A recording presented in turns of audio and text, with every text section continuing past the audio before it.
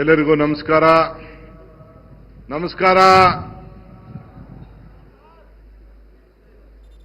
ನಮ್ಮ ನಾಡಿನ ಎಲ್ಲ ಹಿರಿಯ ಈ ದೇಶದ ಸ್ವಾತಂತ್ರ್ಯ ಹೋರಾಟಗಾರರೇ, ನಾಡಿನ ಎಲ್ಲ ಈ ರಾಜ್ಯವನ್ನ ಮುನ್ನಡೆಸಿದಂತ ಎಲ್ಲ ನಮ್ಮ ಮುಖ್ಯಮಂತ್ರಿಗಳೇ, ಈ ನಾಡಿನ ಮುನ್ನಡೆಸಿದಂತ ಎಲ್ಲ ನನ್ನ ಗೌರವಾನ್ವಿತ ಮಂತ್ರಿ ಸಹೋದ್ಯೋಗಿಗಳೇ, ಶಾಸಕ ಮಿತ್ರರೇ, ಅಧಿಕಾರಿಗಳೇ, ಈ ದೇಶವನ್ನ ಕಾಯ್ತಾ ಇರತಕ್ಕಂಥ ಎಲ್ಲ ನಮ್ಮ ಮೂರು ಅಂಗವಾಗಿ ಭಾರತದ ಸೇನೆ ಮತ್ತು ಎಲ್ಲ ಸಂಬಂಧಪಟ್ಟಂತ ಎಲ್ಲ ಈ ಡಿಫೆನ್ಸ್ ಫೋರ್ಸಿನ ಎಲ್ಲ ಅಧಿಕಾರಿ ಮತ್ತು ಸಿಬ್ಬಂದಿ ಮಿತ್ರರೇ, ನಮ್ಮ ನಾಡಿನ 7.5 ಕೋಟಿ ಕನ್ನಡಿಗರು ಮತ್ತು ಎಲ್ಲ ಭಾರತೀಯ 80ನೇ ಸ್ವಾತಂತ್ರ್ಯದ ಶುಭಾಶಯಗಳನ್ನು ಈ ಪವಿತ್ರವಾದಂತಹ ದಿನ ತಮಗೆ ನಾನು ಈ ರಾಜ್ಯದ ಜನತೆ ಪರವಾಗಿ ಅರ್ಪಿಸ್ತಾ ಇದ್ದೇನೆ. ಈ ಪವಿತ್ರವಾದ ದಿನ ಅನ್ನೊಂದು ರಾಜ್ಯದ ಮುಖ್ಯಮಂತ್ರಿಯಾಗಿ ನಾಡಿನ ಜನರನ್ನು ಉದ್ದೇಶಿಸಿ ಮಾಡುವ ನನ್ನ ಪೂರ್ವ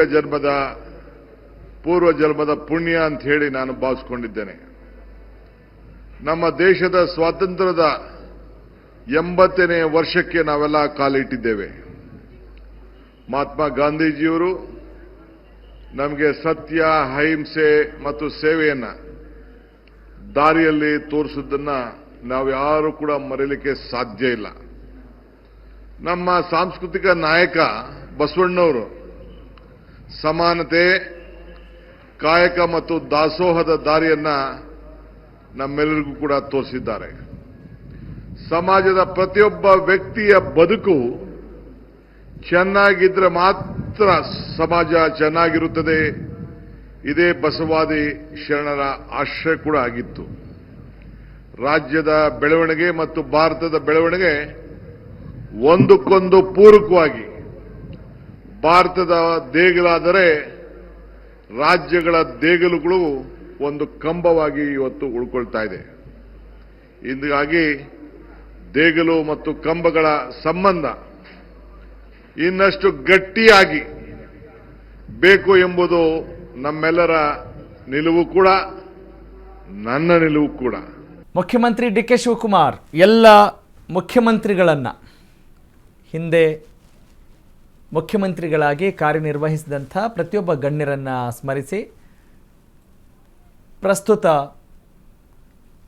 ಸ್ವಾತಂತ್ರ್ಯ ದಿನವನ್ನು ಅವರದ್ದೇ ಆದಂಥ ವಿಭಿನ್ನ ಶೈಲಿಯಲ್ಲಿ, ವಿಭಿನ್ನ ಧಿರಿಸಿನಲ್ಲಿ ಅವರು ಇವತ್ತು ಜನರನ್ನು ಉದ್ದೇಶಿಸಿ ಪಥಸಂಚಲನ ಮಾಡಿ ತೆರೆದ ಜೀಪಿನಲ್ಲಿ ಗೌರವ ವಂದನೆಯನ್ನು ಕೂಡ ಅವರು ಸ್ವೀಕರಿಸಿದ್ದು ಬಹಳ ವಿಶೇಷವಾಗಿತ್ತು. ನನ್ನ ಜೊತೆಗೆ ಲಕ್ಷ್ಮಿ ಮೈಸೂರು ಇದ್ದಾರೆ. ನಿಮಗೂ ಕೂಡ ಸ್ವಾತಂತ್ರ್ಯೋತ್ಸವದ ಹಾರ್ದಿಕ ಶುಭಾಶಯಗಳು ಲಕ್ಷ್ಮಿ.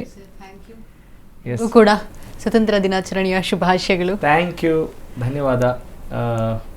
ಈ ದಿನ ಅಂತ ಹೇಳಿದಾಗ ಪ್ರತಿಯೊಬ್ಬರಿಗೂ ಕೂಡ ಒಂದು ಸಂಭ್ರಮ ಇರುತ್ತೆ, ಜೊತೆಗೆ ಜವಾಬ್ದಾರಿ ಮತ್ತು ತ್ಯಾಗ ಬಲಿದಾನಗೈದಂಥ ಎಲ್ಲ ಮಹನೀಯರ ಸ್ಮರಣೆ, ಆ ದ್ಯೋತಕವಾಗಿ ನಾವು ಈ ದಿನವನ್ನು ನೋಡ್ತಾ ಇದ್ದೀವಿ.